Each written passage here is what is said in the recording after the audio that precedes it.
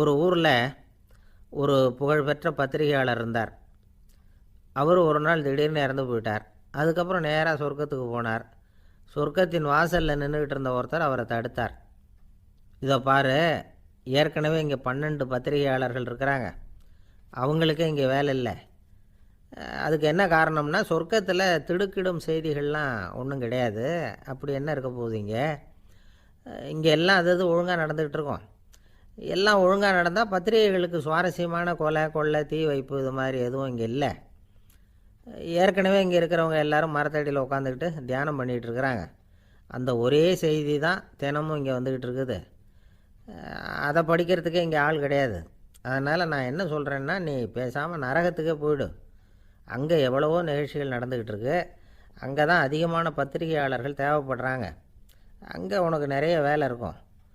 அதை செய்கிறதில்ல நீயும் மகிழ்ச்சியாக இருக்கலாம் அப்படின்னு சொன்னாராம். அங்கே அந்த சொர்க்கத்தின் வாசலில் நின்றுக்கிட்டு இருந்தவர். இந்த பத்திரிகையாளர் அங்கேயே நின்று கொஞ்சம் யோசனை பண்ணார். இவருக்கு சொர்க்கத்திலே இருக்கணும்னு தான் ஆசை. அதனால் மெதுவாக அவர்கிட்ட பேசினாராம். ஐயா, என்னை ஒரு 24 மணி நேரம் இங்கே உள்ளே இருக்கிறதுக்கு அனுமதி கொடுங்க. இங்கே இருக்கிற பல பத்திரிகையாளர்களை எனக்கு தெரியும். அவங்களில் சில பேரை சமாதானப்படுத்தி மெதுவாக பேசி நரகத்துக்கு அனுப்பி வச்சுட்றேன். நான் இங்கே இருந்துக்கிறேன். உங்கள் கணக்குப்படி 12 பேருக்கு மேலே இங்கே தாண்டாது, அப்படி பார்த்துக்கிறேன் அப்படின்னாராம்.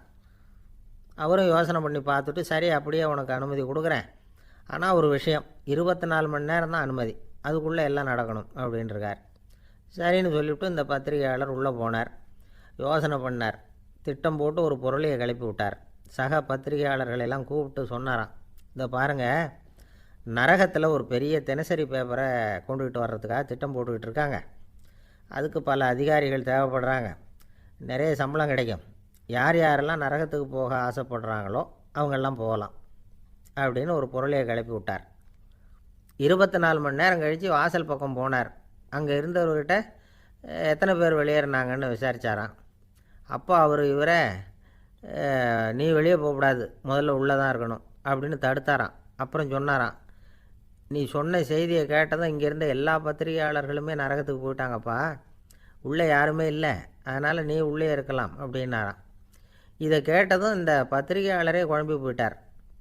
ஒருவேளை உண்மையிலேயே நரகத்தில் புதுசாக பத்திரிகை ஏதாவது ஆரம்பிக்க போகிறாங்களோ அப்படின்னு அவரே நினைக்க ஆரம்பிச்சிட்டாராம்.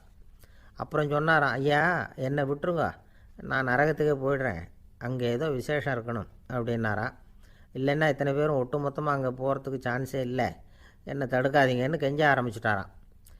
மற்றவங்க நம்பணுங்கிறதுக்காக ஒரு பொருளையை கிளப்பி விட்டார். கடைசியில் தானே அந்த பொருளைக்கு ஆளாயிட்டார். அதாவது பிறரை ஏமாற்றிய அவரது மனம் கடைசியில் அவரையே ஏமாற்ற ஆரம்பிச்சுட்டு பாருங்கள். நீங்கள் இப்படி அடுத்தவங்களை ஏமாத்துறதுக்கு உங்கள் மனசை பழக்கப்படுத்துகிறீங்க, ஆனால் கடைசியில் அதனால் நீங்களே ஏமாற்றப்படுகிறீர்கள் அப்படிங்கிறது பெரியவர்களுடைய புத்திமதி. அதனால் உங்கள் மனசுக்கிட்ட ரொம்ப எச்சரிக்கையாக இருங்கோ அப்படிங்கிறாங்க. நம்ம ஆளுங்க அங்கே போய் என்ன சொல்லுவாங்கன்னா, இதை பாரு அங்கே போகாத இங்கே போகாதேன்னு பயமுறுத்துறது உண்டு. சில பேர் அங்கே பேய் இருக்குது, பிசாசு இருக்குது அப்படின்னு பொருளையை கிளப்பி விடுறது உண்டு. இருட்டு நேரம், காட்டு வழியாக ஒருத்தன் போய்கிட்டு இருக்கிறான். அங்கே பேய் பிசாசு நடமாட்டம் இருக்கிறதாக வதந்தி. இவன் பயந்துக்கிட்டே வேகமாக போகிறான். காடு முடிஞ்சு மெயின் ரோட்டுக்கு வந்து சேர்ந்தான். அப்பாடா, ஒரு பஸ்ஸு நின்றுக்கிட்டு இருக்கு தனியாக. இருட்டில் லேசாக தெரிஞ்சுது. ஓடி போய் ஏறி உள்ளே உட்காந்துக்கிட்டான். பயந்துக்கிட்டே போனவன் அப்புறம் தான் தெரியுது உள்ளே யாருமே இல்லை, டிரைவரும் இல்லை, கண்டக்டரும் இல்லை, வேறு யாரும் இல்லை. இவனுக்கு பேய் பயம் அதிகமாக போட்டுது. ஏன்னா நடு ராத்திரி. இந்த நேரம் பார்த்து அந்த பஸ்ஸு தானே நகர ஆரம்பிச்சுதான். இவனுக்கு இன்னும் பயம் அதிகமாக போட்டுது. ஏன்னா டிரைவர் சீட்டு காலியாக இருக்குது, பஸ்ஸு நகருது. இவன் உடம்பு பூரா நடுங்க ஆரம்பிச்சுட்டுது. வீல்னு கத்தலாமான்னு பார்த்தான். அந்த நேரம் பார்த்து அவன் தோளில் ஒரு கை விழுந்துதான். திடுக்கிட்டு திரும்பி பார்த்துருக்குறான். அங்கே டிரைவர் நிற்கிறார். அவர் சொன்னாராம், ஏன்பா ஏற்கனவே பஸ்ஸு பிரேக் டவுன், நாங்கள்லாம் பின்னாடி இறங்கி நின்று தள்ளிகிட்டு இருக்கிறோம், நீ மட்டும் ஜாலியாக ஏறி உக்காந்துக்கிட்டியா, இறங்கி வந்து தள்ளுப்பா அப்படின்னாராம். இருட்டை கண்டா பயம் உண்டாவதே அது ஏன்?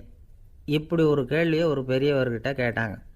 அதுக்கு அவர் பதில் சொல்கிறார், மனிதனுடைய ஆதிகால வாழ்க்கையில் தொற்றி கொண்ட பயம் இது வேரூன்றி இருக்குது, இன்னமும் போகலை. 50,000 வருஷங்களுக்கு முன்னாடி மனுஷன் குகைகளில் வாழ்ந்தான். பகலில் பயம் இருக்காது, ராத்திரியில் மிருகங்கள் தாக்கும் கொல்லும், நிம்மதியாக தூங்கக்கூட முடியாது. அதனால் இந்த மனுஷனுக்கு இரவுன்னா மரணம் பயம் அப்படின்னு பழகி போச்சு. மனிதர்களுடைய எல்லா மனசையும் சேர்த்து மொத்தமாக ஒரு மனசு உண்டு. மனிதர்களுடைய நினைவு இந்த மொத்த மனசில் பதிஞ்சிருக்கு, பரவுது. இந்த மொத்த மனசில் இருட்டு பற்றிய பயம் பதிந்து நீடிக்குது அப்படிங்கிறார் அவர். இந்த காலத்தில் இரவை பகலாக்கிறதுக்கு எவ்வளவோ விளக்குகள்லாம் வந்தாச்சு. ராத்திரியிலேயும் மிருகங்கள் தாக்குங்கிற நிலைமை இல்லை. பாதுகாப்பான வீடுகள் விலங்குகளும் விலகி போயிட்டு, அதாவது விலங்குகள்லாம் விலகி போயிட்டுது, வீடுகளும் பாதுகாப்பாக இருக்குது. சரி, இருந்தாலும் அந்த பழங்கால பயம் இருட்டு பயம் இன்னமும் மனுஷனை விட்டு போகலை. இன்னொரு விஷயம் என்னென்னா, இருட்டிலேருந்து வெளிச்சத்துக்கு வராத மனிதர்களும் இன்றைக்கி அதிகம். ஒரு ஆள் ஆற்றுக்கு மீன் பிடிக்கிறதுக்காக போனான், இன்னும் விடியல. அதுக்குள்ளே வலையை எடுத்துகிட்டு கிளம்பி போயிட்டான். வெளிச்சம் வர்றதுக்கு முன்னாடியே போய் சேர்ந்துட்டான். விடிகிற வரைக்கும் என்ன பண்ணுறது, சும்மா கரையிலே உட்காந்து காலை ஆட்டிகிட்டு இருக்கிறான். காலில் ஏதோ ஒரு சின்ன மூட்டை தட்டுப்பட்டுது. இருட்டில் அது என்னன்னு சரியாக தெரியல. மூட்டைக்குள்ளே சின்ன சின்ன கல்லாக நிறைஞ்சி இருக்குது. சும்மா பொழுது போகணுமேங்கிறதுக்காக இவன் அந்த மூட்டைக்குள்ளே இருந்து ஒவ்வொரு கல்லாக எடுத்து ஆற்றுல வீசிக்கிட்டு இருக்கிறான். விடிகிற வரைக்கும் வேறு வேலை இல்லைங்கிறதுனால எப்படி செஞ்சுக்கிட்டே உட்காந்துருக்கிறான். கிழக்க மெதுவாக வெளிச்சம் தெரிய ஆரம்பிச்சிது. பொழுது விடியறதுக்கான அறிகுறி. இதுக்குள்ளே அந்த மூட்டையில் இருந்த எல்லா கல்லையும் எடுத்து வீசி எறிஞ்சுட்டான். கடைசியாக ஒரே ஒரு கல் மட்டும்தான் கையில் பாக்கி இருந்தது. வெளிச்சம் வந்ததும் அந்த கல்லை பார்த்தான், அப்படியே திகைச்சு போயிட்டான். அடடா, இது வரைக்கும் தெரியாமல் தப்பு பண்ணிட்டோமே அப்படின்னு நினச்சான். ஏன் தெரியுமா, அவன் கையில் இருந்தது வெறும் கல் இல்லை, விலை வசந்த ரத்தன கல். அது இருட்டில் என்னென்னு புரியாததுனால மூட்டையில் இருந்த எல்லா ரத்தன கல்லையும் ஆற்றுல வீசி எறிஞ்சிருக்கிறான். இப்போ அவனுக்கு அழுகையே வந்துடும் போல இருந்தது. வாழ்க்கையை வசதி ஆக்கிக்கிறதுக்கான வாய்ப்பு அவனுக்கு இருந்தது. இருந்தாலும் இருட்டில் அதை இழந்துட்டான். அந்த வகையில் அவனுக்கு கொஞ்சம் அதிர்ஷ்டம் இருந்திருக்குது. அதாவது ஏதோ ஒரு வகையில் இருந்திருக்குது. அதனால தான் அந்த கடைசி கல்லை எரியறதுக்குள்ளே வெளிச்சம் வந்துட்டுது. பல பேருக்கு அந்த அளவு கூட அதிர்ஷ்டம் வர்றதில்லை. எல்லாத்தையும் வீசினதுக்கு அப்புறம் தான் வெளிச்சம் வரும். என்னென்னு விவரம் தெரியாமலே எழுந்திரிச்சு வந்துடுவாங்க. வாழ்க்கைங்கிறது ஒரு பெரிய புதையல். அதை புரிஞ்சிக்காமல் மனுஷன் அதை வீசி எரிஞ்சிக்கிட்டு இருக்கான் அப்படிங்கிறது தான் பெரியவங்க கருத்து. சில பேருக்கு புரிஞ்சுக்கிற நேரம் வரும், அதுக்குள்ளே வாழ்நாள்லாம் ஓடி போயிருக்கும். அதுக்கப்புறம் என்ன பண்ணுறது? நம்மால் ஒருத்தன் கையில் ஒரு சின்ன பையோடு வந்துக்கிட்டு இருந்தான். பை உள்ள ஏகப்பட்ட நகைகள் ரத்தன கல் எல்லாம் இருக்குது. வந்துக்கிட்டு இருந்தவன் திடீர்னு அந்த பையை அப்படியே ஒரு குளத்தில் வீசி எறிஞ்சுட்டான். மகான்கள் தான் இப்படி பற்று இல்லாமல் இருப்பாங்க. என்னங்க இது, விலை மதிப்புள்ள அந்த பையை இப்படி குளத்தில் வீசி எறிஞ்சுட்டீங்களே, இதுக்கு என்ன அர்த்தம் அப்படின்னு கேட்டார் அவன் கூட வந்தவர். அவன் மெதுவாக இவர் காதோட காதாக சொல்கிறான். ஒரு போலீஸ்காரர் பின்னாடி வந்துக்கிட்டு இருக்கிறார், அவர் போனதுக்கப்புறம் இதை எடுத்துக்குவேன் அப்படிங்கிறான். நம்மக்கிட்ட ஒருத்தன் தப்பாக நடந்துக்கிட்டானா உடனே நாம் என்ன செய்வோம்? கையை ஓங்கிட்டு அவனை அடிக்க போவோம். நாம் அவங்ககிட்ட அவனை விட ஒருபடி மேலே தப்பாக நடந்துக்குவோம். ஆனால் பெரியவங்கள்லாம் அப்படி நடந்துக்கிறது இல்லை. இன்னா செய்தாரை ஒருத்தல் அவர் நாண நன்னயம் செய்து விடல் அப்படின்னு வள்ளுவர் சொல்லியிருக்கார் இல்லையா? அதுக்கு தகுந்த மாதிரி நடந்துக்குவாங்க. பாயசித் விஸ்தாமிங்கிறவர் ஒரு பெரிய ஞானி. அவர் ஒரு நாள் ராத்திரி ரொம்ப நேரம் மசூதியில் இருந்துட்டு வீட்டுக்கு திரும்பி வந்துக்கிட்டு இருக்கிறார். வழியில் ஒரு குடிகாரன், அவன் கையில் ஒரு இசைக்கருவி, அதை கண்ணா பின்னான்னு மீட்டிக்கிட்டு வாய்க்கு வந்தபடியே என்னத்தையோ பாட்டுன்னு நினச்சிக்கிட்டு பாடிக்கிட்டு அவன் பாட்டுக்கு கிடக்கிறான் வழியில். அதோடு இருந்தாலும் பரவாயில்ல, அந்த பக்கமாக வழியில் போகிறவங்க வர்றவங்களையெல்லாம் பார்த்து கண்ணா பின்னான்னு திட்டிக்கிட்டு இருக்கிறான், ரொம்ப வளர்க்குறான். பாயசீத் பிஸ்தாமிங்கிற அந்த பெரியவர் அந்த வழியாக போகிறார். அவனை பார்க்குறார். அவனுடைய நிலைமையை பார்த்துட்டு பரிதாபப்படுறார். ஏன்பா இது மாதிரியெல்லாம் நடந்துக்கிற, இப்படி நடக்கலாமா அப்படின்னு ஏதோ கொஞ்சம் புத்திமதி சொல்கிறதுக்கு ஆரம்பித்தார். அவனுக்கு கோபம் வந்துட்டுது. கையில் வச்சுருந்த வாத்திய கருவி அதால் ஓங்கி அந்த பெரியவர் தலையில் ஒரு அடி கொடுத்தான். ரத்த காயம் ஏற்பட்டு போச்சு. அவன் கையில் இருந்த இசைக்கருவியும் அடித்த வேகத்தில் ரெண்டாக உடஞ்சி போச்சு. அவ்வளோ வேகமாக அடிச்சிருக்கான். இவ்வளவு தூரத்துக்கு நடந்து போச்சுல்ல, அந்த மாபெரும் ஞானி வாயை திறந்து ஒரு வார்த்தை கூட பேசலை. பேசாமல் தலையை பிடிச்சிக்கிட்டு அவர் பாட்டுக்கு போயிட்டார். மறுநாள் அந்த பெரியவர் என்ன பண்ணார் தெரியுமா? கொஞ்சம் இனிப்பு பண்டங்கள், கொஞ்சம் பணம், இது ரெண்டையும் ஒரு ஆள் மூலமாக அனுப்பி வச்சார் அந்த குடிகாரனுக்கு. அவனுக்கு ஒன்றும் புரியல. என்ன விவரம்னு விசாரித்தான். வந்த ஆள் ஒரு கடுதாசியை நீட்டினான். அதில் விவரம் இருந்தது.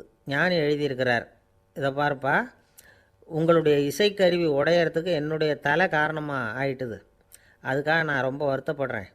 அதுக்காக தான் பணம் அனுப்பி வச்சுருக்கேன். வேறு புதுசாக ஒரு இசைக்கருவி வாங்கிக்கோ. அப்புறம் இன்னொரு விஷயம், நேற்றுக்கு ராத்திரி என்கிட்ட ஏகப்பட்ட கசப்பான வார்த்தைகளை வந்து பேசினேன். இதோடு அனுப்பியிருக்கிற இனிப்பு பண்டங்களை சாப்பிட்டு உன்னுடைய நாவில் உள்ள கசப்பை மாற்றிக்கும் அப்படின்னு அதில் எழுதப்பட்டிருந்தது. இந்த சமயத்தில் அவன் வந்து குடி மயக்கத்தில் இல்லை, தெளிஞ்சு போயிருந்த நேரம் இது. அதனால் அதை படித்த உடனே அவனுக்கு ரொம்ப வெக்கமாக போச்சு. தலை குனிஞ்சான், யோசனை பண்ணான். கொஞ்ச நேரத்தில் தன்னுடைய நண்பர்கள் சில பேரையும் கூப்பிட்டுக்கிட்டு நேராக அந்த ஞானி இருக்கிற இடத்துக்கு ஓடினான். அவர் காலில் விழுந்தான், அவர்கிட்ட மன்னிப்பு கேட்டுக்கிட்டான். பெரியவங்களே தெரியாமல் வந்து நான் இந்த பாவச் செயலை பண்ணிவிட்டேன், என்னை மன்னிச்சுங்க, உங்களுடைய பொறுமையும் போதனையும் என்னுடைய கண்ணை திறந்துட்டுது. இனிமேல் நானும் என்னுடைய நண்பர்களும் நல்ல வழியில் திருந்தி வாழ போகிறோம் அப்படின்னா. ஞானி செய்த நன்னயம் குடிகாரனை எப்படி திருத்திருக்கு பார்த்தீங்களா? இந்த கதையை கேட்டுவிட்டு ஒருத்தர் சொன்னார், என் வாழ்க்கையில் கூட அப்படி ஒரு சம்பவம் நடந்தது சார். நானும் ஒரு நாள் ராத்திரி ஓவராக குடிச்சிட்டு ஒரு கிட்டாரை வாசிச்சுக்கிட்டு கண்ணாபின்னான்னு உளறிக்கிட்டு திட்டிக்கிட்டு இருந்தேன். அந்த சமயம் அந்த வழியாக ஒருத்தர் வந்தார். ஓங்கி தலையில் ஒரே ஒரு அடி, ரத்தம் வந்துட்டுது. அதுக்கப்புறம் என் மனசு தெரிந்துட்டுது சார் அப்படின்னார். அப்படியா என்ன ஆச்சரியமா? ஆமாம் சார், அடி விழுந்தது அவர் தலையில் இல்லை, என் தலையில். வந்தவர் என்ன அப்படி அடிச்சுட்டார். மயக்கம் தெளிஞ்சதுக்கப்புறம்தான் எனக்கு விவரம் புரிஞ்சுது. அவர் ஒரு போலீஸ்காரர் அப்படின்னார் ரொம்ப சோகமாக. ஒரு ஊரில் ஒரு துறவி இருந்தார், புத்த சமய துறவி. அந்த ஊர் மன்னன் அவரை பற்றி கேள்விப்பட்டிருக்கான். ஒரு நாள் புறப்பட்டு போனான், துறவியின் பாதங்களை தொட்டு வணங்கினான். அதுக்கப்புறம் சொன்னான், ஐயா, நான் உங்களை அரண்மனைக்கு அழைச்சிட்டு போகிறதுக்காக வந்திருக்கிறேன். இனிமேல் நீங்கள் இங்கே எதுக்கு இருக்கணும் அப்படின்னானா.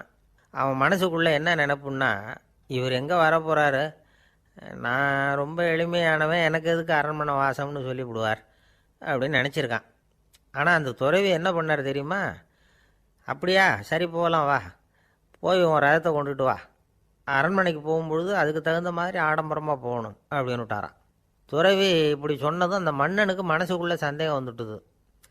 இவர் உண்மையிலேயே துறவி தானா, ஏமாத்து பேர் வழி மாதிரி தெரியுதே அப்படின்னு நினச்சிருக்கான். இருந்தாலும் இனிமேல் என்ன பண்ணுறது, சொல்லியாச்சு. ரதத்தை கொண்டுகிட்டு வந்தான். துறவி ஏறி உக்காந்தார். பக்கத்தில் ராஜா. அவர் ரொம்ப உற்சாகமாக வரார், இவன் ரொம்ப சோர்ந்து போய் வரான்.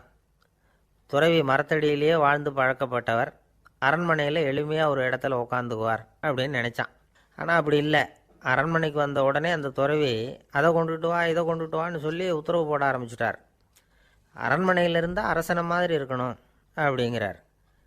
ராத்திரி பூரா சௌகரியமாக தூங்கினார். பகலில் அரண்மனை தோட்டத்தில் உலாவ வேண்டியது, நீச்சல் குளத்தில் குளிக்க வேண்டியது, இப்படியே பொழுது போக்கிட்டு இருக்கிறார். அந்த அரண்மனையில் துறவி வந்து மகிழ்ச்சியாக இருக்கிறார். மன்னனால் அப்படி இருக்க முடியல. அவருக்கு எந்த கவலையும் இல்லை, இவனுக்கு அரசாங்க கவலைகள். துறவி அப்படி இருக்கிறத இவனால் தாங்கிக்க முடியல. ஒரு நாள் அவர்கிட்டயே போய், நான் உங்ககிட்ட கொஞ்சம் பேசணும் நானா. துறவி பார்த்தார். நான் இந்த அரண்மனைக்கு வரும்பொழுதே நீ என்னமோ என்கிட்ட கேட்கணும்னு நினச்ச, ஏன் காலதாமதம்? நீ அனாவசியமாக உன்னையே தொந்தரவு பண்ணிகிட்ருக்கிற, நீ கவலையாக இருக்கேங்கிறது எனக்கு புரியுது. நான் மரத்தடியில் இருந்தப்போ கூட என்னை அடிக்கடி வந்து சந்திச்சுக்கிட்டு இருப்பேன், ஏதாவது விளக்கம் கேட்குறது உண்டு. இங்கே வந்த பிறகு என்னை சந்திக்கிறது கூட அபூர்வமாக போயிட்டுது. நீ இப்போ என்ன கேட்க போகிறேங்கிறது எனக்கு தெரியும், இருந்தாலும் கேள் அப்படின்னாராம். வேற ஒன்றும் இல்லைங்க, இப்போ உங்களுக்கும் எனக்கு என்ன வித்தியாசம்? 2 பேரும் அரண்மனையில் தான் இருக்கிறோம். நீங்கள் மகிழ்ச்சியாக இருக்கிறீங்க, நான் அப்படி இருக்க முடியல. இவ்வளவுக்கும் நீங்கள் முன்னாடி இருந்தது மாதிரி இல்லை. தினமும் தங்கத்தேர் கேட்குறீங்க, உயர்தரமான ஆடைகள் அணியிறீங்க, சுவையான சாப்பாடு. இப்படி இருக்கிறப்போ உங்களுக்கும் எனக்கு என்ன வித்தியாசம்? இதுதான் மன்னனுடைய கேள்வி. இதுக்கு பதில் சொல்கிறேன், என் கூட புறப்பட்டு வா, இந்த நகரத்துக்கு வெளியில் போவோம் அப்படின்னு சொல்லி அரசனை கூப்பிட்டுக்கிட்டு ஊர் எல்லைக்கு வந்து சேர்ந்தார் துறவி. அங்கே போய் சொன்னார், இதை பாருப்பா, இந்த இடத்த தான் தேடிக்கிட்டு இருந்தேன். இனிமேல் நான் வந்து திரும்பி வரப்போகிறதில்ல. நீ என்னோட வர்றியா, திரும்பி போறியா அப்படின்னார். நான் எப்படிங்க உங்கள் கூட வர முடியும்? என்னுடைய நாடு, என்னுடைய சொத்துக்கள், மனைவி, மக்கள் எல்லாத்தையும் விட்டுட்டு எப்படிங்க வர்றதுன்னா. இப்போ அந்த துறவி சொன்னார், இப்போ வித்தியாசத்தை தெரிஞ்சுக்கிட்டியா? நான் அரண்மனையில் இருந்தேன், எல்லா வித பொருள்களும் உடையவனாக இருந்தேன், ஆனால் எதையும் சொந்தம் கொண்டாடுறவனாக இருக்கல. ஆனால் நீ அப்படி இல்லை, எல்லாத்தையும் சொந்தம் கொண்டாடிக்கிட்டு இருக்கிற. இதுதான் நமக்குள்ள வித்தியாசம் அப்படின்னு சொன்னார். அரண்மனை ஆடைகளை அப்படியே களைஞ்சார், அரசங்கிட்ட கொடுத்தார். உன்னுடைய ஆடைகளை நீயே வச்சுக்கோன்னார். அவர் பாட்டுக்கு நடந்து போனார், திரும்பியே பார்க்கல. அரசனுக்கு அப்போ தான் தன்னுடைய அறியாமை விளங்குச்சான். இதிலேருந்து நாம் புரிஞ்சிக்க வேண்டியது என்னென்னா, இந்த உலகத்தில் எத்தனையோ பொருள்கள், அதையெல்லாம் முறையாக பயன்படுத்தினா மகிழ்ச்சி. அதை விட்டுட்டு அதுக்கெல்லாம் சொந்தம் கொண்டாட ஆரம்பித்தா கவலை. நம்ம ஆட்கள் சொந்தம் கொண்டாடுற விதமே தனி. ஒரு ஆள் இன்னொருத்தங்கிட்ட ஒரு கொடை கடன் வாங்கியிருந்தான், திருப்பி கொடுக்கல.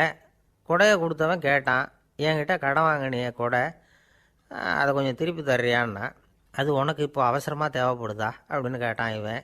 எனக்கு தேவைப்படலை, அந்த கொடையை நான் யாருக்கிட்ட வாங்கியிருந்தேனோ அவனுக்கு இப்போ அது அவசரமாக தேவைப்படுது அப்படின்னானான் அந்த ஆள். அந்த ஆளுக்கு பேச தெரியாது, அவர்கிட்ட கொஞ்சம் எச்சரிக்கையாக நடந்துக்கோ அப்படின்னு சொல்கிறது உண்டு. அப்படின்னா என்ன அர்த்தம்? அவர் இன்னமும் குழந்தையாகவே இருக்கிறாரு, இன்னும் பேச்சு வரலன்னு அர்த்தம்? அப்படி இல்லை, அவருக்கு நாகரிகமாக பேச தெரியலன்னு அர்த்தம். பேசுறதுங்கிறது மனுஷனால் மட்டுமே முடியக்கூடிய ஒரு காரியம். அப்படி இருந்தும் அதோட பெருமையை அவன் இன்னமும் சரியாக புரிஞ்சிக்கலைன்னு தான் சொல்லணும். அதனால தான் அவன் அளவுக்கு அதிகமாக வார்த்தைகளை கொட்டி போடுறான். அதுக்கப்புறம் அதையெல்லாம் திருப்பி அள்ள முடியாமல் கிடந்து கஷ்டப்படுறான். கொட்டின வார்த்தையை அள்ள முடியுமா? ஒருத்தரை இன்னைக்கு பார்த்து முட்டாள்னு திட்டி போடுறீங்க, நாளைக்கு மறுபடியும் அவர்கிட்ட போய் நேத்திக்கு ஒன்று முட்டாள்னு சொல்லிவிட்டேன், அந்த வார்த்தையை திருப்பி கொடு, வாங்கிட்டு போயிடுறேன் அப்படின்னு நான் சொல்ல முடியும்? அவன் கோபக்காரனாக இருந்தால் நேத்திக்கு அதை வேறு விதமாக அவங்களுக்கு திருப்பி கொடுத்துருப்பான். உலகத்தில் எவ்வளவோ ஜீவராசிகள் இருக்குது, அதுக்கெல்லாம் வாய் இருக்குது. அந்த வாயெல்லாம் எதுக்கு உபயோகம்? சாப்பிட்றதுக்காக. ஆனால் நமக்கு இருக்கிற வாய் சாப்பிட்றதுக்காக மட்டும் இல்லை, பேசுகிறதுக்காகவும் தான். பேச முடியலன்னா வாய் இருந்தால் கூட அது வாயில்லா ஜீவன் தான். ஒரு பையனை பார்த்து அது வாய் உள்ள புள்ள பொழைச்சிக்கும் அப்படின்னா மற்ற பையன்களுக்கெல்லாம் முகத்தில் வாயே இல்லைன்னு அர்த்தம்? அப்படி இல்லை, அந்த பையன் கொஞ்சம் கெட்டிக்காரத்தனமாக பேசுவான்னு அர்த்தம். அதனால் எப்படி பேசணும் அப்படிங்கிறத நாம் முக்கியமாக தெரிஞ்சுக்கணும். இதுக்கு 8 விதமான குறிப்புகளை நம்ம பெரியவங்க சொல்லியிருக்கிறாங்க. பேச்சுக்கு 8 அங்கங்கள் உண்டு அப்படின்னு அவங்க சொல்கிறாங்க. அதெல்லாம் என்னென்ன அப்படின்னா, உண்மை, நன்மை, அன்பு, நிதானம், இனிமை, ஆழம், சமயமறிதல், சபையறிதல். இந்த 8 தன்மையும் பேச்சில் இருக்கணுமா. இதையே கொஞ்சம் விவரமாக சில பேர் போர்டில் எழுதி வச்சுருப்பாங்க. அதாவது எழுத்துலையாவது அதெல்லாம் இருக்கட்டுமே அப்படின்னு நினச்சி. நீங்கள் கூட சில இடங்களில் இதை பார்த்துருக்கலாம். அதாவது உண்மையே பேசுக, நன்மையே பேசுக, அன்பாக பேசுக, நிதானமாக பேசுக, இனிமையாக பேசுக, ஆழமுடையதாக பேசுக, சமயமறிந்து பேசுக, சபையறிந்து பேசுக, இப்படி எழுதி வச்சுருப்பாங்க. இந்த 8 அம்சமும் சரியாக பொருந்தி இருந்தால் தான் அது பேச்சு.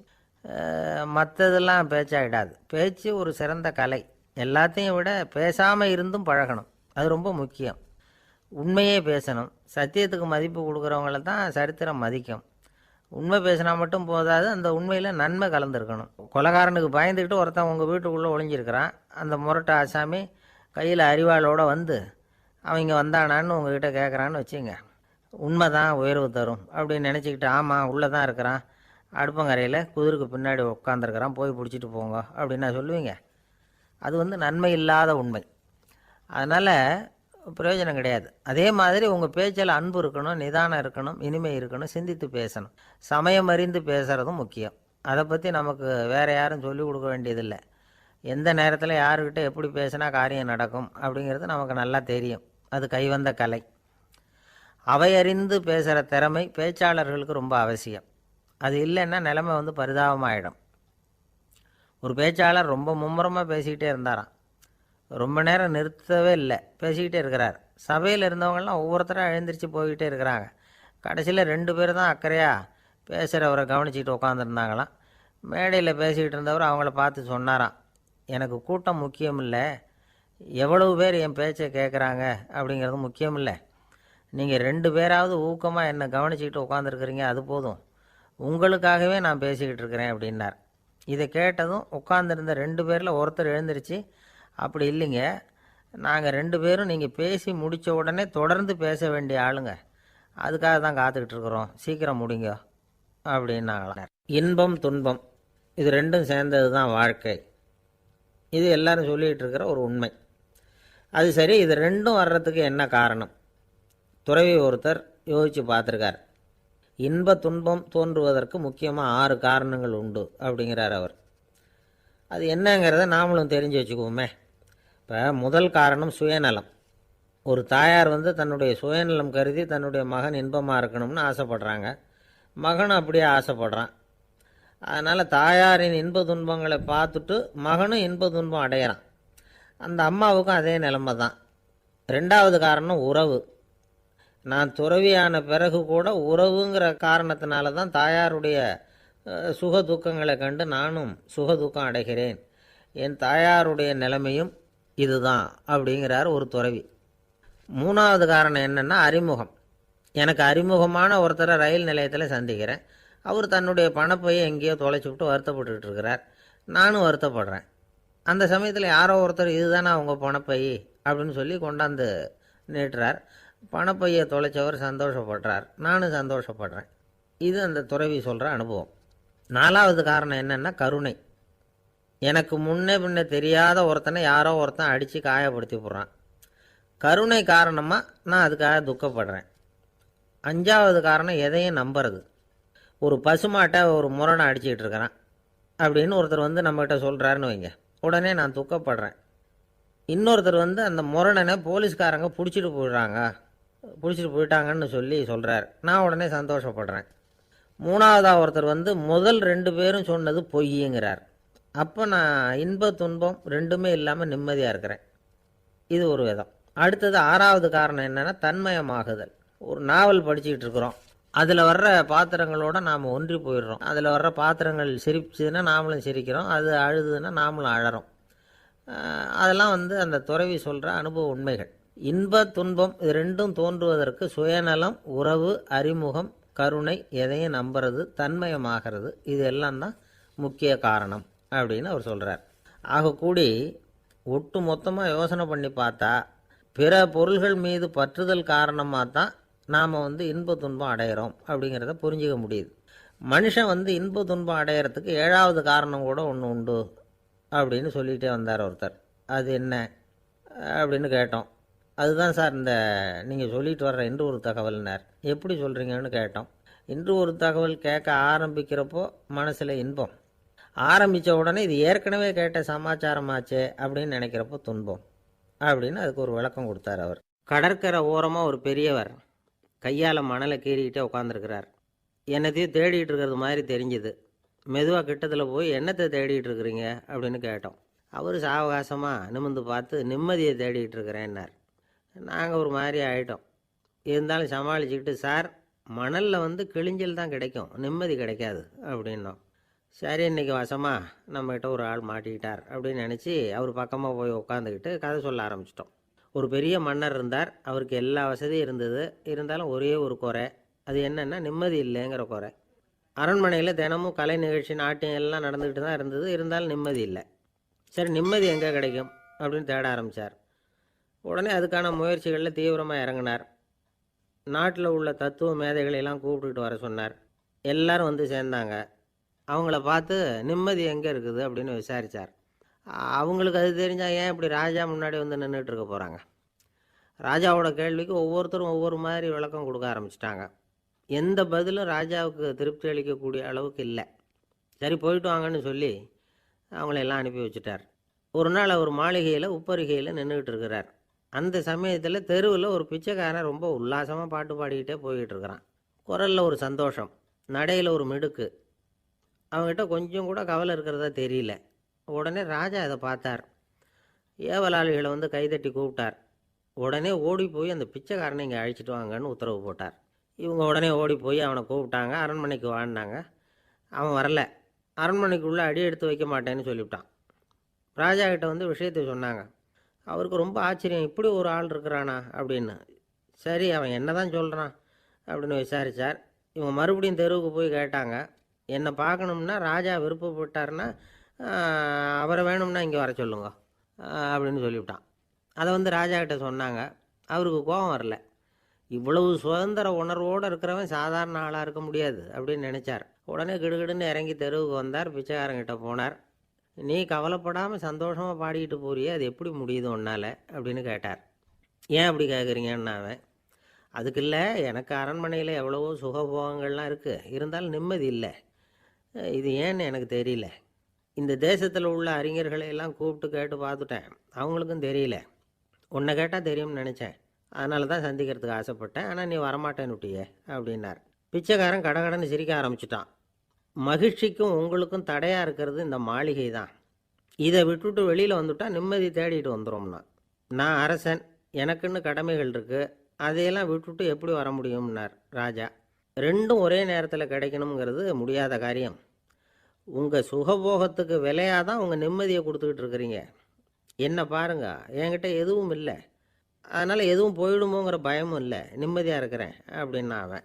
ராஜா உடனே சந்தோஷப்பட்டு தன்னுடைய மேலங்கியை எடுத்து அவனுக்கு பரிசாக கொடுத்தாரான். அவன் சிரிச்சுக்கிட்டே அதை வாங்க மாட்டேன்னு விட்டானான். இதை நீங்கள் எனக்கு கொடுக்கறதுனால எந்த பயனும் இல்லை, அதே நேரத்தில் அதை வாங்கிக்கிட்டேன்னா அடுத்த வினாடியிலேருந்து அதை எப்படி காப்பாற்றுறதுங்கிற கவலை எனக்கு வந்து சேர்ந்துடும், அப்புறம் தூக்கம் வராது, நிம்மதி போயிடும் அப்படின்னானான். சொல்லிவிட்டு அவன் பாட்டுக்கு சந்தோஷமாக பாடிக்கிட்டே போயிட்டான். நிம்மதி எங்கே இருக்குங்கிறதையும் ராஜா தெரிஞ்சுக்கிட்டார். அந்த இடத்துக்கு தன்னால் போக முடியாதுங்கிறதையும் அவர் புரிஞ்சுக்கிட்டார். இப்படி இந்த கதையை அந்த கடற்கரையில் மணலை கீறிக்கிட்டே உட்காந்துருந்தார அந்த பெரியவர்கிட்ட சொல்லி முடித்தோம். அவர் முகத்தில் ஒரு தெளிவு தெரிஞ்சுது. எங்களை நிமிர்ந்து பார்த்தார். ரொம்ப நன்றிங்க, இப்போ எனக்கு தெரிஞ்சு போச்சு, நிம்மதி வேணும்னா அதுக்கு என்ன பண்ணணும்னு இப்போ நல்லா புரிஞ்சுக்கிட்டேன் அப்படின்னார். என்ன புரிஞ்சுக்கிட்டீங்கன்னு கேட்டோம். இனிமேல் இந்த பக்கம் வந்தால் உங்கள் கண்ணில் படாத இடமா பார்த்து உட்காரணும்னு புரிஞ்சுக்கிட்டேன் அப்படின்னார். இன்றைக்கு பல பேர் உயில் எழுதி வைக்கிறாங்கல்ல. இந்த உயில்னா என்ன? அதாவது ஒரு நபர் தனக்கு பின்னாடி தன்னுடைய சொத்துக்கள் யாருக்கு போய் சேரணும்னு நினைக்கிறாரோ அந்த நினைப்பை சட்டப்படி உறுதிப்படுத்துறது தான் உயில். சரி, உயிலை யார் எழுதலாம்? 18 வயசு பூர்த்தியான யாரும் உயில் மூலமாக சொத்துக்களை விநியோகிக்கலாம். கண் பார்வை இல்லாதவங்க, காது கேளாதவங்க, வாய் பேச முடியாதவங்க, இவங்கெல்லாம் கூட உயில் எழுதி வைக்கலாம். புத்தி சுவாதீனம் இல்லாதவங்க கூட சில சமயம் புத்தி தெளிவாக இருந்தால் உயில் எழுதலாமா. குடிபோதையில் இருக்கிறவங்க, தாங்கள் என்ன செய்கிறோங்கிறது தெளிவாக அறிய முடியாதவங்க, நோய் நொடியில் இருக்கிறவங்க, இவங்கெல்லாம் உயில் எழுத முடியாது. ஒருத்தரை நிர்பந்தப்படுத்தி ஏமாற்றி அல்லது சுய நினைவில்லாத ஒருத்தர்கிட்ட எழுதி வாங்கி வைக்கிற உயில் செல்லாது. உயிலை இந்த முறையில் தான், இந்த படிவத்தில் தான் எழுதணும்னு சட்டத்தில் விதி எதுவும் கிடையாது. இதுக்கு முத்திரை கட்டணமும் கிடையாது. உயிலை வெற்று காகிதத்தில் எழுதலாம். அச்சடிக்கணும், டைப் அடிக்கணுங்கிற அவசியம் கூட இல்லை. கையாலேயே கூட எழுதலாம். எழுதி இருக்கிறது புரியணும், அவ்வளவுதான். குறைந்தபட்சம் 2 சாட்சிகளை வச்சுக்கிட்டு உயில் எழுதுகிறவர் அதில் கையெழுத்து போடணும். கையெழுத்து போட தெரியாதுன்னா இடது கை பெருவிரல் ரேகை வைக்கலாம். உயில் சாசனத்துக்கு சாட்சிகள் கையெழுத்து இல்லைன்னாலும் அது செல்லாது. அப்புறம் ப்ரிவிலேஜ்டு வில் அப்படின்னு இருக்கு, அதுக்கு மட்டும் சாட்சிகள் தேவையில்லை. அது என்னென்னா, இந்த விமானப்படை, கப்பல் படை அல்லது யுத்தத்தில் பணிபுரியும் நபர்கள் அவங்கெல்லாம் இருக்கிறாங்க இல்லையா, அப்படிப்பட்டவங்க எழுதுகிற உயில் அது. அதுக்கு சில விசேஷ சலுகைகள் உண்டு. ஒருத்தர் முதல்ல ஒரு உயில் எழுதி வைக்கிறார், அதுக்கப்புறம் மனசு மாறி போகுது, அது வேணாம்னு நினைக்கிறார், ரத்து செஞ்சுடலாம். அதுக்கப்புறம் வேறு உயிலும் எழுதலாம். உயிரோடு இருக்கிற வரைக்கும் எத்தனை தடவை வேணும்னாலும் உயில் எழுதலாம். கடைசியாக எழுதப்பட்ட உயில் சட்டப்படி சரியாக இருந்தால் அதுதான் அமலுக்கு வரும். சரி, எழுதுகிற உயிலை ரகசியமாக வச்சுருக்கிறது எப்படி? இது ஒரு கேள்வி. இதுக்கு என்ன செய்யணும்னா, ஒருத்தர் உயிலை எழுதினதுக்கு அப்புறம் அவர் தானாவோ அல்லது அங்கீகரிக்கப்பட்ட முகவர் மூலமாகவோ, அதாவது ஒரு ஏஜெண்ட் மூலமாகவோ, ஒரு கவரில் போட்டு சீல் வச்சு கவர் மேலே தன்னுடைய பெயரை எழுதி அல்லது அந்த ஏஜெண்ட் பெயரை எழுதி கவர் மேலே என்ன அடக்கம் செய்யப்பட்டிருக்கு, உள்ளே என்ன இருக்குது அப்படிங்கிற விவரம்லாம் எழுதி சார் பதிவாளர்கிட்ட ஒப்படைக்கலாம். இதுக்கு கட்டணம் உண்டு. அதுக்கப்புறம் எப்போ தேவைப்படுதோ அப்போ ஒரு மனு கொடுத்து அந்த கவரை திரும்ப வாங்கிக்கலாம். இப்போ எழுதுகிற உயிலை இவ்வளவு நாளுக்குள்ளே பதிவு செய்யணுங்கிற கால வரையறை உண்டா அப்படின்னு ஒரு கேள்வி வரலாம் இல்லையா? எப்போ வேணும்னாலும் பதிவு செய்யலாம். நம்மால் ஒருத்தர் ஒரு நாள் ரொம்ப அவசரமாக வந்தார். இந்த உயில் எழுதுறது சம்பந்தமாக பூரா விவரமாக எனக்கு உடனே தெரியணும்னார். நான் உடனே அவரை வக்கீல் ஒருத்தர்கிட்ட அழைச்சிட்டு போனேன். இவர் அவர்கிட்ட எல்லா விவரமும் கேட்டு தெரிஞ்சுக்கிட்டார். ரொம்ப தேங்க்ஸ்ன்னு சொல்லிவிட்டு 2 பேரும் வெளியில் வந்தோம். அதுக்கப்புறம் இவர்கிட்ட கேட்டேன், ஆமாம் இவ்வளவு விவரமாக கேட்குறீங்களே, உங்களுக்கு எத்தனை பிள்ளைங்க சார் அப்படின்னு கேட்டேன். 6 பேர் சார் அப்படின்னார். சரி, இருக்கிற சொத்து எவ்வளவுன்னு கேட்டேன். அதை இனிமே தான் சம்பாதிக்க போகிறேன் அப்படின்னார். வயிறு பசிக்குதேங்கிறது சிலரோட கவலை, வயிறு பசிக்க மாட்டேங்குதே அப்படிங்கிறது சில பேரோட கவலை. 2 விதமான கவலைக்கும் வயிறு தான் காரணமாக இருக்குது. வயிறு பசிச்சதுன்னா அது இயற்கை, வயிறு பசிக்கலைன்னா அது வியாதி. ஆனால் பசியையும் நாம் பசிப்பிணி அப்படின்னு தான் சொல்லுவோம். என்ன காரணம்? வியாதியை போக்க வேண்டியது எவ்வளவு முக்கியமோ அதை விட முக்கியம் பசியை போக்க வேண்டியது. ஒரு சமுதாயத்தில் பசிப்பிணியே இருக்கக்கூடாது. அதுதான் நல்ல சமுதாயம். பசியை போக்கணும்னா சாப்பாடு போடணும், பசியின்மையை போக்கணும்னா வைத்தியம்தான் பண்ணணும். இது சம்பந்தமாக எவ்வளவோ ஆராய்ச்சிகள் நடக்குது, நிறைய மருந்து கண்டுபிடிச்சிருக்கிறாங்க. நம்ம உடம்பில் பசியை தூண்டக்கூடிய பகுதி எது, இதை முதல்ல தெரிஞ்சுக்கணும் இல்லையா? நாம் சாப்பிட்ற ஆகாரம் செரிக்கிறதுக்கு எது காரணம் தெரியுமா? நம்ம மூளையோட பின்பகுதி தான் அதுக்கு காரணமாக இருக்குதாம். மூளையின் பின்பகுதியில் நரம்பு செல்களால் ஆன 2 வகையான ஆரக்சின்கள் தான் பசியை உண்டாக்குது அப்படின்னு கண்டுபிடிச்சிருக்கிறாங்க. 2 ஆய்வாளர்கள் இதை கண்டுபிடிச்சிருக்காங்க. அவங்க 2 பேரும் டெக்சாஸ் பல்கலைக்கழகத்தில் ஹார்வர்டு ஹக்ஸ் மருத்துவ கல்வி நிலையத்தில் பணிபுரிகிறவங்களாம். உண்பது தேவைங்கிறது உணரப்படும் போது மூளையின் அந்த குறிப்பிட்ட பகுதி ஆரக்சின் அப்படிங்கிற ஹார்மோன்களை சுரக்கும். அது பசி உணர்வை தூண்டும் அப்படிங்கிறது தான் அந்த ஆய்வாளர்களின் கண்டுபிடிப்பு. இந்த ஆரக்சின் வேறு சில உயிரினங்கள்லேயும் உண்டு. இப்போ எலிகளில் கூட இது இருக்குது. அதனால் எலிகளை வச்சு இது சம்மந்தமாக ஆராய்ச்சி பண்ணாங்க. எலிகள் உடம்பில் ஆரக்சினை செலுத்தி பார்த்தாங்க. உடனே என்னாச்சு தெரியுமா? அந்த எலியெல்லாம் பசியால் துடிக்க ஆரம்பிச்சுட்டுது.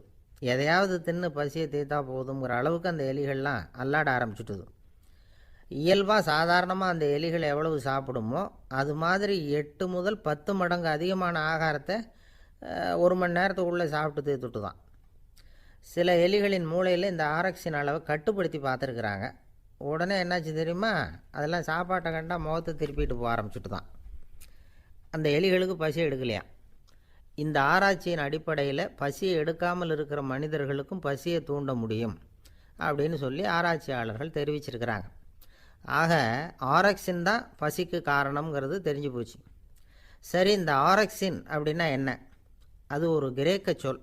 அதுக்கு பசின்னு அர்த்தம். நம்ம ஆளுங்களுக்கெல்லாம் பசியை தூண்டுறதுக்கு மருந்து தேவையில்லை, பசியை குறைக்கிறதுக்கு தான் மருந்து தேவை. ஒரு அம்மா டாக்டரை தேடி வந்தாங்களாம். டாக்டர், எங்கள் வீட்டுக்காரருக்கு திடீர்னு அகோர பசி, நிறைய சமைச்சு போடுறேன், அவ்வளவையும் சாப்பிட்டுட்டு கீழே கிடக்கிற குப்பை கூலங்களையும் எடுத்து சாப்பிட ஆரம்பிச்சுட்றார், இது என்னன்னு கவனித்து பாருங்கள் அப்படின்னாங்களாம். எவ்வளோ நாளாக அப்படி இருக்குதுன்னு கேட்டிருக்காரு டாக்டர். 1 வாரமாக அப்படி இருக்குதுன்னாங்களாம். இவ்வளவு நாளாக ஏன் சும்மா இருந்தீங்க? ஆரம்பத்திலே இங்கே அழைச்சிட்டு வர வேண்டியது தானே அப்படின்னாரான் டாக்டர்.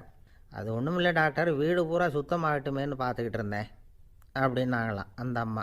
உங்கள் மேலே எனக்கு அளவு கடந்த அன்பு அப்படின்னு யாராவது சொன்னால் அதை அலட்சியமாக நினச்சிடக்கூடாது. அது கொஞ்சம் சீரியஸான விஷயம். அளவுக்கு மிஞ்சினா எதுவுமே இடைஞ்சல் தானே. அன்பும் அப்படி தான். அன்பு அதிகமாக இருந்தால் அது எப்படி கெடுதல் பண்ணும் அப்படிங்கிற சந்தேகம் உங்களுக்கு வரலாம். தசரதன் கதை என்னாச்சு? கைகேயி மேலே வச்சு அளவு கடந்த அன்பு. ராமன் காட்டுக்கு போகிறாப்புல ஆகிட்டுதில்ல. தசரதன் எப்பேற்பட்ட அரசன்?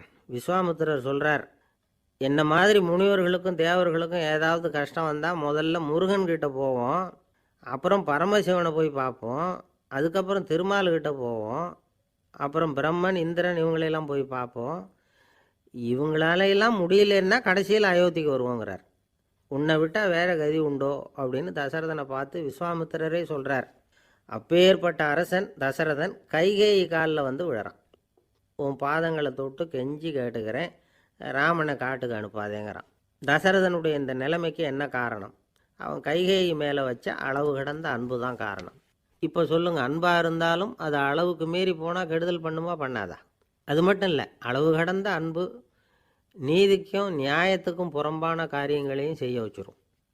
தசரதன் மிகச்சிறந்த நீதிமான், தர்மத்துக்கு விரோதமாக ஒரு காரியமும் செய்யாதவன். அப்பேற்பட்டவன் தன்னுடைய மனைவியை பார்த்து என்ன சொல்கிறான் தெரியுமா? உனக்காக நான் என்ன செய்யணும்னு சொல்லி செய்கிறேன், ஒரு குற்றமும் செய்யாத ஒருத்தனை கொல்லணுமா கொல்கிறேன், மரண தண்டனை விதிக்கப்பட்ட ஒருத்தனை விடுதலை செய்ய சொல்கிறியா செய்கிறேன், எந்த பிச்சைக்காரனையாவது கோடீஸ்வரனாக சொல்கிறியா ஆக்கிறேன், அல்லது கோடீஸ்வரனை பிச்சைக்காரன் ஆக்கணுமா ஆக்கிறேன் அப்படிங்கிறான். நீதிக்கு விரோதமான இந்த பாவங்களை செய்யறதுக்கு அப்பேற்பட்ட அரசன் எப்படி துணிஞ்சான்? மனைவி பேரில் வச்ச அளவு கடந்த அன்பு தான் காரணம்.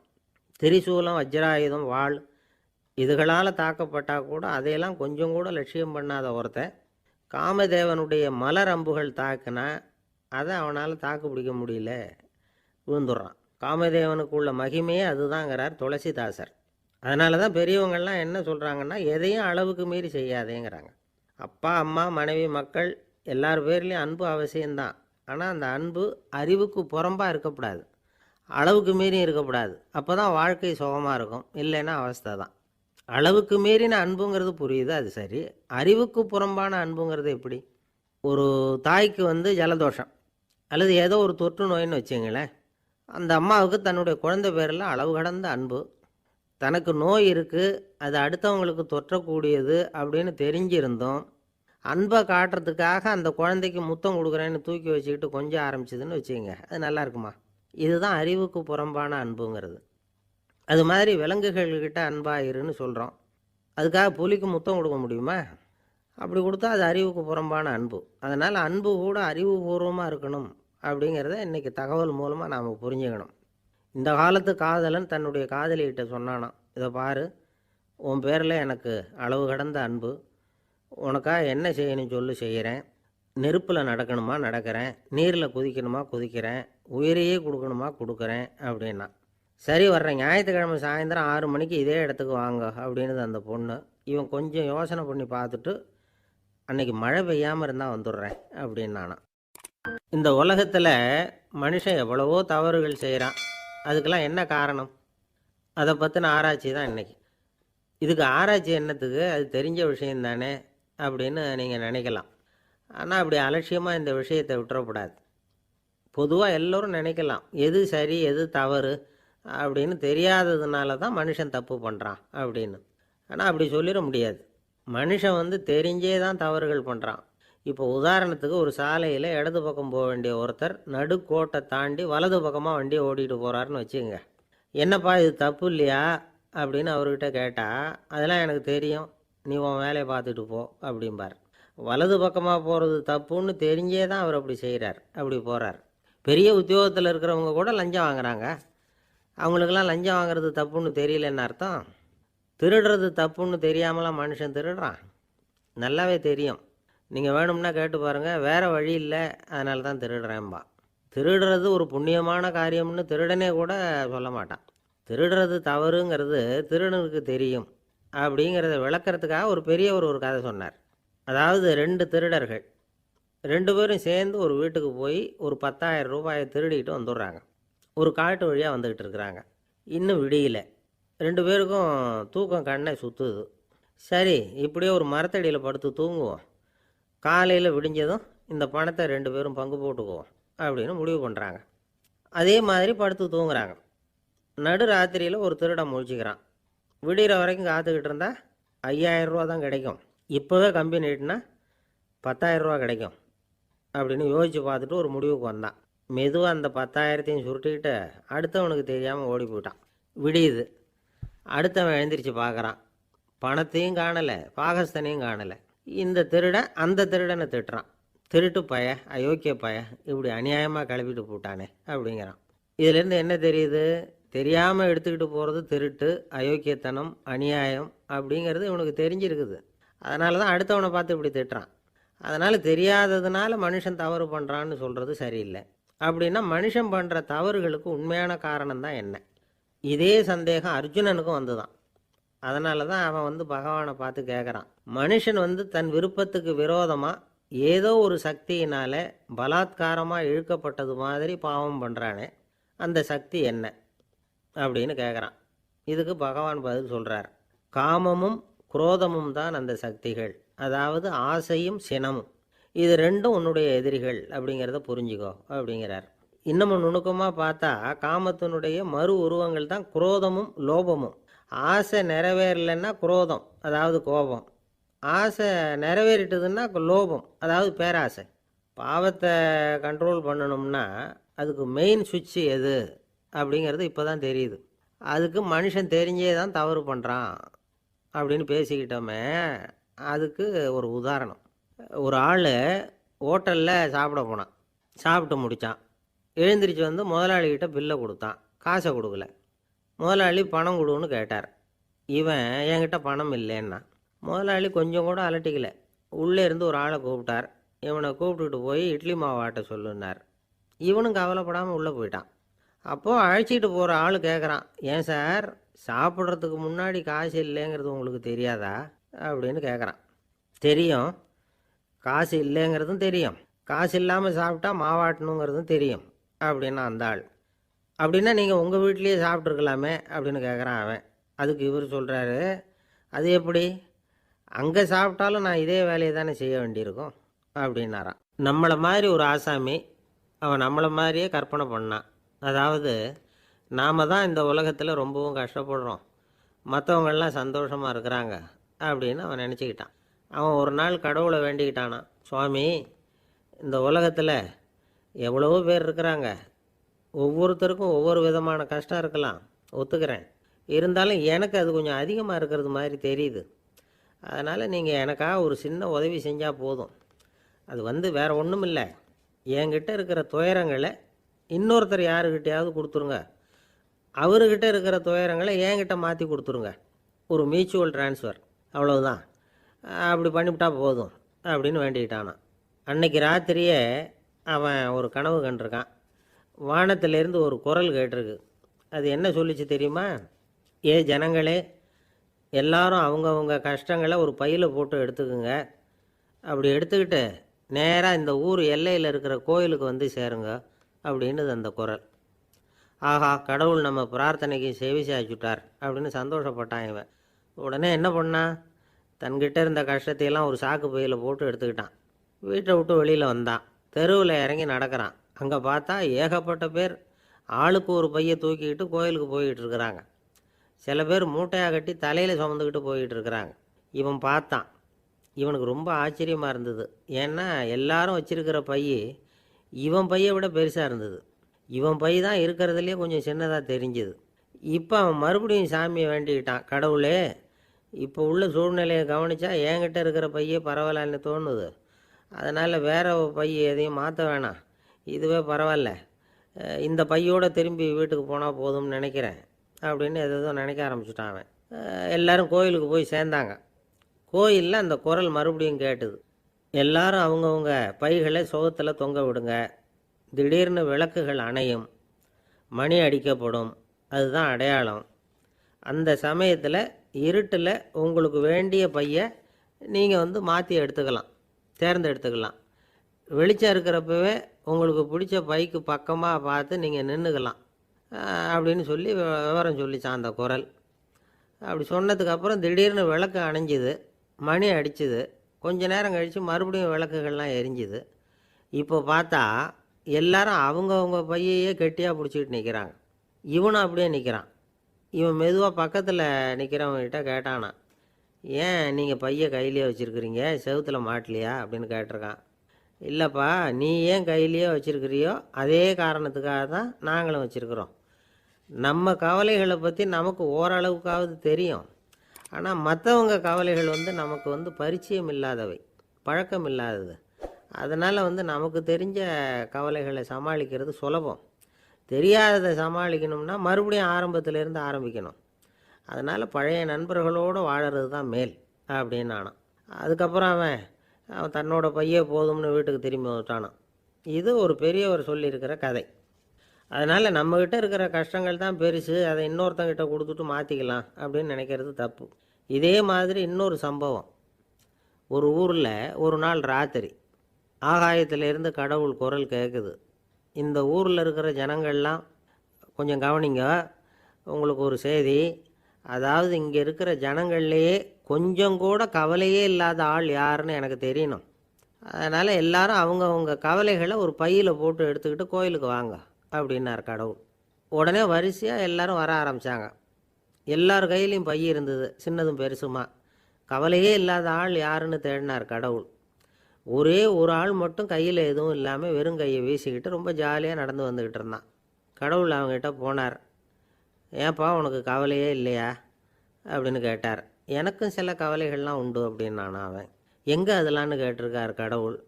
பின்னாடி லாரியில் வந்துக்கிட்டு இருக்கு அப்படின்னு அவன். சங்கீத வித்வான்களில் பல வகை உண்டு. சில குறிப்பிட்ட ராகங்களை பாடுறதில் அவங்களுக்கு பெருமை வர்றது உண்டு. ஆனால் ஒருத்தர் இருந்தார், அவரால் ஒரு ராகத்துக்கே பெருமை வந்தது. அந்த ராகத்தை அவர் வாசித்து கேட்கணும் அப்படின்னு சொல்லுவாங்க. அது என்ன ராகம்னா தோடி ராகம். சரி, அந்த வித்வான் யாருன்னா அவர் தான் திருவாவடுதுறை ராஜரத்னம் பிள்ளை. பேராசிரியர் கல்கி ஒரு சமயம் தம்முடைய பத்திரிகையில் எழுதினாராம். அதை அப்படியே படிக்கிறேன் கேளுங்களேன். ஆகா, ஸ்ரீ ராஜரத்னம் பிள்ளையின் தோடி ஆலாபனையை முதலில் கேட்டபோது அவருடைய கற்பனையை விட்டு தள்ளுங்கள். நம்முடைய மனதில் என்னென்ன இன்பமயமான கற்பனைகள் எல்லாம் உதித்தன. குழந்தை தாயிடம் கொஞ்சம் குரலை கேட்டோம், அன்னை குழந்தையிடம் கொஞ்சம் குரலை கேட்டோம், ரதியும் மன்மதனும் பேசிக்கொண்ட காதல் மொழிகளை கேட்டோம், முருகன் சிவபெருமான் செவிகுளிர மொழிந்த உபதேசத்தை கேட்டோம், கலைமகள் கவிஞனுக்கு அருளிய ஆசி மொழிகளை கேட்டோம், நாரத முனிவருடைய தம்பூரா சுருதியை கேட்டோம், ராவணன் தன் எலும்பை ஒடித்து வீணையாகச் செய்து வாசித்த கானத்தை கேட்டோம், கானப்பறவைகளின் கலகல ஒலியை கேட்டோம், கோலக் குயில்களின் குரல் இனிமையை கேட்டோம். இப்படிலாம் பேராசிரியர் கல்கி விமர்சனம் எழுதியிருக்கிறார். திருவாவடுதுறை ராஜரத்னம் பிள்ளை அவர்களுடைய வாசிப்பை கேட்டுட்டு டிஎன் ராஜரத்னம் பிள்ளை இறந்து போனார். அப்போது கவிஞர் கண்ணதாசன் எழுதினார், செவியனில் ஓடி எங்கள் சிந்தையில் ஓடி இந்த புவியெல்லாம் ஓடி நின்பார் பொங்கிய தோடி வேறெங்கு எவரிடம் போகும் ஐய இனி அதை காப்பார் யாவர் அவிந்தனின் சடலத்தோடே அவிந்தது தோடிதானும் அப்படின்னு எழுதினாராம். அந்த அளவுக்கு அவருடைய தோடியை ரசித்தவர்கள் உண்டு. அதே மாதிரி தோடின்னா என்னன்னு தெரியாமலே அவரை ரசித்தவங்களும் அந்த காலத்தில் உண்டு. அதாவது ஒரு பெரிய சபையில் இவர் வாசிச்சுக்கிட்டு இருக்கிறார். பாதியில் ஒரு பெரிய மனுஷன் உள்ளே வந்தார். அவர் உடம்புல பட்டு வேஷ்டி, ஜருகை, அங்கவஸ்திரம், வாயில் வெத்தலை, வாசனை புகையில, காதில் வைரக்கடுக்கன், கழுத்தில் தங்க சங்கிலி, கை விரல் பூரா மோதிரம், கையில் ஒரு வெள்ளி வெத்தலை புட்டி, உதவிக்கு 2 பேர் பக்கத்தில். இவ்வளவு பந்தாவோடு வரார் கச்சேரி கேட்குறதுக்கு. இப்படி வந்தவர் முதல் வரிசையில் உட்கார்ந்தார். வித்வான் வாசித்து முடித்ததும் இவர் அவரை பார்த்து, ஐயா, நீங்கள் தோடி வாசிக்கிறதுல ரொம்ப கெட்டிக்காரர்னு கேள்விப்பட்டிருக்கேன், அதை கேட்குறதுக்காக தான் மெனக்கிட்டு வந்திருக்கிறேன், அதை வாசிங்களேன் அப்படின்னாராம் இந்த பெரியவர். ராஜரத்னம் பிள்ளைக்கு ஒன்றும் புரியல. ஏன்னா இது வரைக்கும் அவர் வாசிச்சுக்கிட்டு இருந்ததே அந்த தோடி ராகத்தை தான். அதை வாசித்து முடித்ததும் அதை வாசிங்களேன்னு இவர் கேட்குறார். அப்படின்னா இவரோட ஞானம் எப்படிப்பட்டது? இவ்வளவும் கேட்டுவிட்டு இப்படி கேட்குறாரே அப்படின்னு அவர் யோசிச்சிருக்கிறார் ராஜரத்னம் பிள்ளை. உடனே என்ன பண்ணார் தெரியுமா? பக்கத்தில் ரொம்ப சாதுவாக சுருதி போட்டுக்கிட்டு இருந்த ஒரு முதுகில் ஓங்கி ஒரு குத்து விட்டாராம். அவருக்கு ஒன்றும் புரியல, எதுக்கு நம்மளை அடிக்கிறார் இவர், நம்மளை குத்துறாரு வித்வான்னு. அவர் அதிர்ச்சியால் இவர் நிமிர்ந்து பார்த்துருக்கார். அப்போ ராஜரத்னம் பிள்ளை சொன்னாராம், ஏய்யா ஐயா பெரிய மனுஷன், என்னுடைய பரம ரசிகர், தோடி ராகம் கேட்கணுங்கிறதுக்காக இவ்வளோ தூரம் வந்திருக்கிறார், வரிசையில் உட்காந்துருக்கார். நீ இந்த சமயம் பார்த்து தோடி ராகம் வாசிக்கிற நாதஸ்வரத்தை வீட்டில் வச்சுட்டு வந்துட்டியே, இப்போ ஐயாவுக்காக அந்த ராகத்தை நான் எப்படி வாசிக்கிறது அப்படின்னு சொல்லிவிட்டு மறுபடியும் முதுகில் ஒரு அடி கொடுத்தாராம். அடி வாங்கினவருக்கே சிரிப்பு அடக்க முடியலையா. ஒரு மனுஷனை பார்த்து என்கிட்ட வாலாட்டாதே அப்படின்னு சொன்னால் அவன் நம்மக்கிட்ட ஏதோ வம்புக்கு வர்றான்னு அர்த்தம். ஒரு நாயை பார்த்து யாரும் என்கிட்ட வாலாட்டாதே அப்படின்னு சொல்கிறது இல்லை. ஏன்னா நாய் வாலாட்டுனா அது நம்மக்கிட்ட தன்னுடைய நன்றியை தெரிவிக்கிறதாக நினச்சிக்கிட்டு இருக்கிறோம். ஆனால் அது அப்படி இல்லை அப்படின்னு சொல்கிறாங்க அது சம்பந்தமான நிபுணர்கள். ஒரு நாய் தன்னுடைய வாலை இந்த பக்கமும் அந்த பக்கமுமா இப்படியும் அப்படியும் ஆட்டிக்கிட்டு இருந்தா அது பதட்டத்தில் கூட இருக்கலாம். நாய் நட்பாக இருந்தாலும் வாலாட்டும், ஆத்திரத்தில் இருந்தாலும் வாலாட்டும், கோபத்தில் இருந்தாலும் வாலாட்டும், குழப்பத்தில் இருந்தாலும் வாலாட்டும், மகிழ்ச்சியாக இருந்தால் கூட அது வாலாட்டும். அதை நாம் தப்பாக புரிஞ்சுக்கிட்டு அதுக்கிட்ட போய் மாட்டிக்கக்கூடாது. நாயை பற்றி எனக்கு நல்லா தெரியும் அப்படின்னு சொல்கிறவங்க கூட அதுக்கிட்ட கடி வாங்கிட்டு நிற்கிறது உண்டு. நிபுணர்கள் என்ன சொல்கிறாங்க தெரியுமா? எப்போவுமே நாய்கள் திடீர்னு கடிச்சு விடுறதில்ல, கடிக்கிறதுக்கு முன்னாடி சில அறிகுறிகளை காட்டும். அதை சரியாக புரிஞ்சுக்கிட்டோம்னா தப்பிச்சுக்கலாம். ஒரு வீட்டுக்கு போகிறீங்க, அங்கே புதுசாக ஒரு நாயை பார்க்குறீங்க, உடனே அதுக்கிட்ட போய் குனிஞ்சி சிரிச்சுக்கிட்டே அது தலையில் தட்டுறீங்க. இது ரொம்ப தப்பான். ஒரு நாய் இன்னொரு நாயை நேருக்கு நேர் பார்த்து பல்ல காட்டுனா அது தன்னுடைய தன்முனைப்பை காட்டுதுன்னு அர்த்தமா. உன்னை விட நான் பெரியவன் அப்படின்னு சொல்லுதுன்னு அர்த்தம். அதனால் நீங்கள் அது மாதிரி கிட்ட போய் சிரிக்கிறோம் அப்படின்னு நினச்சிக்கிட்டு பல்ல காட்டினா உங்களையும் எதிரியாக நினச்சிரும். இன்னொரு விஷயம் என்னென்னா, தலையில் தட்டுனா நாய்க்கு பிடிக்காது. அது தன்னை அடக்கிறதாகவும் அச்சுறுத்துறதாகவும் நினச்சிக்கிட்டு இருக்கும். சரி, அப்படின்னா புதுசாக ஒரு இடத்துல அல்லது வீட்டில் நாய்க்குட்டியை பார்த்தா என்ன பண்ணுறது? நீங்கள் சும்மா இருங்க, அதுவாக கிட்ட வரட்டும். அதுக்கப்புறம் அதுக்கிட்ட கனிவாக பேசுங்க. கன்னம், மார்பு, தோல் இங்கெல்லாம் தட்டலாம், தப்பு இல்லையா? தலையில் தான் தட்டப்படாதான். ஒரு நாய் வந்து உங்களை நோக்கி ஓடி வருது, நீங்களும் ஓடுனா அது துரத்த ஆரம்பிச்சிடும். அசையாமல் சில மாதிரி நின்றுடுங்க, அது கிட்ட வராது. அதுக்கு ஆர்வம் இல்லாமல் போயிடும். ஒரு தெருவில் சின்ன பிள்ளைங்க நிறைய பேர் விளையாடிக்கிட்டு இருக்கிறாங்க. அப்போ சில நாய்கள் அங்கே ஓடி வருது. எல்லாரும் ஓடினாங்க. அப்படி ஓடுறப்போ ஒரு பையன் கால் தடிக்க கீழே விழுந்துட்டான். என்னாச்சு தெரியுமா? துரத்திட்டு வந்த நாய்கள்லாம் கீழே விழுந்தவன ஒன்றும் செய்யலை, அவன்கிட்டே போகல. ஓடிக்கிட்டு இருந்தாங்கல்ல பசங்க, அவங்கள துரத்திக்கிட்டு அவங்க பின்னாடி ஓடிச்சான். அதுதான் நாய்களுடைய சுபாவம். ஒரு நாய் நம்மளை நேருக்கு நேர் முறைச்சி பார்க்குதுன்னு வச்சுங்க, நாமளும் அதை முறைச்சி பார்க்கக்கூடாது. நாம் வேறு பக்கம் எங்கேயாவது பார்க்க ஆரம்பிச்சிடணும். ஒரு நாய் வந்து கோபமாக இருந்ததுன்னா அதோட வால் வந்து உறுதியாக நேராக நிற்கும். ஒரு நாய் பணிந்து போனால் அல்லது பயந்து போனால் அது தன்னோட வாலை காலுக்கு நடுவில் வச்சுக்கும். ஒரு நாய் நம்மளை பார்த்து பயந்து நிற்கிதுன்னு வச்சுங்க, அதனால் நமக்கு ஆபத்து இல்லைன்னு நினச்சிடக்கூடாது. உங்களை பார்த்துட்டு ஒரு நாய் ஒடுங்குச்சுன்னா நீங்கள் விலகி போயிடணும் அப்படின்னு அது நினைக்குது. நிறைய பேர் பயந்து போன நாயால் கடிபடுறாங்க. இவன் நம்மளை விட பெரிய ஆள், மாட்டிக்கிட்டோம், வேறு வழி இல்லை அப்படிங்கிற நினப்பில் தான் நாய் வந்து கடிக்க ஆரம்பிக்குதான். இதே மாதிரி சங்கிலியால் கட்டி போடப்பட்டிருக்கிற நாயும் ஆபத்தானது தான். தொடர்ந்து கட்டி போட்டிருந்தா காலப்போக்கில் அது ஒரு மாதிரி ஆகிடும். நாய் வந்து குழந்தைகளை கடிக்காது அப்படின்னு சில பேர் சொல்லுவாங்க. அதுவும் ஒரு தவறான நம்பிக்கை. அதனால் சின்ன குழந்தைகளை தனியாக நாயோட விளையாட விடக்கூடாது. ஆகக்கூடி நாயை பற்றி நிறைய விஷயம் புரிஞ்சிக்க வேண்டியிருக்குது. ஒருத்தர் தன்னுடைய நண்பர் வீட்டுக்கு போயிருந்தார். அவசியம் எங்கள் வீட்டில் சாப்பிட்டுட்டு தான் போகணும் அப்படின்னு ரொம்ப அன்பாக சொல்லிவிட்டார். அதை மீற முடியல இவரால். சரின்னு உட்காந்துட்டார். சாப்பாடு போட்டாங்க, சாப்பிட ஆரம்பித்தார். அவங்க வீட்டில் கட்டி போட்டிருந்த நாய்க்குட்டி இவர் சாப்பிட்றத முறைச்சி பார்த்துது.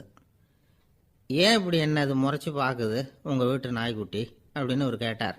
அப்போ அவங்க சொன்னாங்களாம், அதுக்கிட்ட ஒரு கெட்ட பழக்கம்ங்க, தன்னோட தட்டில் யார் சாப்பிட்டாலும் அது அப்படி தான் முறைச்சி பார்க்கும் அப்படின்னாரா அவர். அசோக மன்னர் வந்துக்கிட்டு இருக்கார். அவருடைய ஆலோசகர்கள் எல்லாம் பக்கத்தில் வந்துக்கிட்டு இருக்கிறாங்க. அந்த சமயத்தில் எதிரில் ஒரு புத்த பிக்ஷு வர்றார். அசோகர் பார்க்குறார். ஓடி போய் அவர் காலில் விழுந்து வணங்குறார். அசோக மன்னரின் தலை அந்த புத்த துறவியின் பாதத்தில் பட்டுக்கிட்டு இருக்கு. பக்கத்தில் நின்றுக்கிட்டு இருந்த அமைச்சருக்கு இது ரொம்ப சங்கடமாக போச்சு. ரொம்ப வருத்தப்பட்டார். நம்ம அசோக சக்கரவர்த்தி எப்பேற்பட்டவர், அவரோட தலை ஒரு சன்னியாசியின் பாதத்தில் படுறதா அப்படின்னு நினச்சி ரொம்ப கவலைப்பட்டார். அரண்மனைக்கு திரும்பினதும் அமைச்சர் மெதுவாக ஆரம்பித்தார். அரசே, எனக்கு ரொம்ப வருத்தமாக இருக்குது அப்படின்னார். எதுக்குன்னார் மன்னர். அசோக சக்கரவர்த்தியின் தலை, அதாவது அந்த சிரம், ரொம்ப மதிப்புமிக்க ஒன்று. அது வந்து ஒரு சன்னியாசியின் காலில் படலாமா அப்படின்னார்.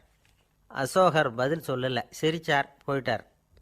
அதுக்கப்புறம் ஒரு சரியான சந்தர்ப்பத்துக்காக காத்துக்கிட்டு இருந்தார். ஒரு நாள் அமைச்சரை கூப்பிட்டார். எனக்கு 3 தலைகள் வேணும் அப்படின்னார்.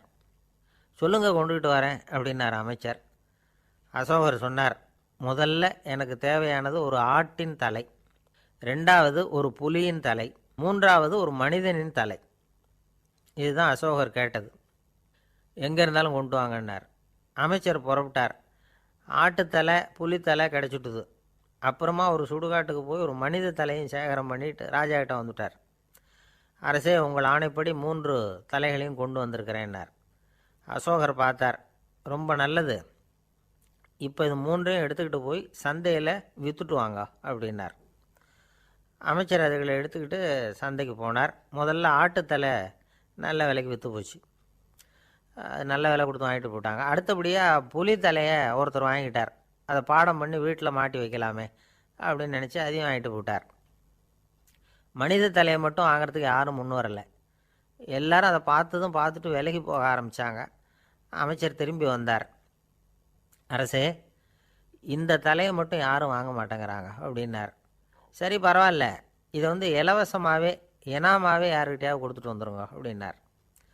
அமைச்சர் மறுபடியும் சந்தைக்கு போனார். இதை இலவசமாக தரேன், இதை வாங்கிக்கோங்க அப்படின்னார். அப்பவும் அதை யாரும் வாங்கிக்கிறதுக்கு தயாராக இல்லை. மறுபடியும் திரும்பி வந்து மன்னர்கிட்ட விவரத்தை சொன்னார். இப்போ மன்னர் சொல்கிறார், அமைச்சரே, உயிர் இருக்கிற வரைக்கும் தான் இந்த தலைக்கு மதிப்பு. ஜீவன் போனதுக்கப்புறம் அதோட மதிப்பும் போயிடுது. அதனால் மதிப்பு இருக்கும் பொழுதே பெரியவர்கள் பாதம் பணிந்து அந்த புனிதத்தை பெற்றுக்கொள்ளணும் அப்படின்னார். பணிவுங்கிறது வேற, அடிமைத்தனம்ங்கிறது வேற. பெரியவர்களை பணிவது நமக்கு பெருமை தரக்கூடிய விஷயம்.